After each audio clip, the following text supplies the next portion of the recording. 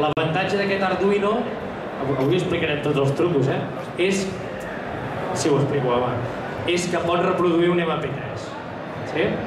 I llavors el que fem nosaltres, tu clar, quan amb un Arduino que estàs acostumat que vagi un motor fa reproduir un MP3, doncs se t'obren els ulls cap a una altra banda i podries fer el que volguessis. En aquest cas està connectat i llavors les varilles sí que les vam haver de tallar i aïllar de la placa, però... Les varilles les hem aïllat unes de les altres, per això veieu aquí una mica centella.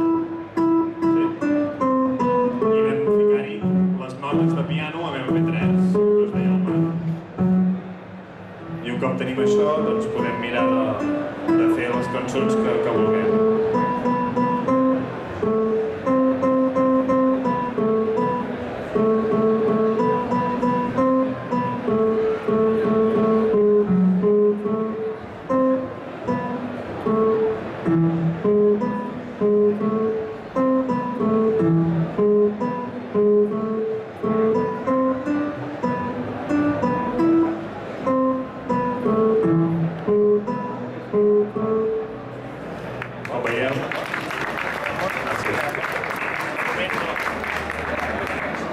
Em diu, pots fer acords?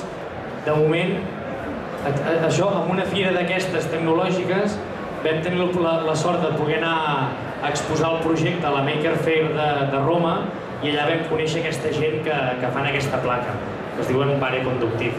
I doncs amb ells una mica, clar, ens vam portar el joguet cap aquí i és el primer que hem fet, vull dir que no... que es poden fer acords. Torno a l'inici de tot, es pot fer el que tu vulguis.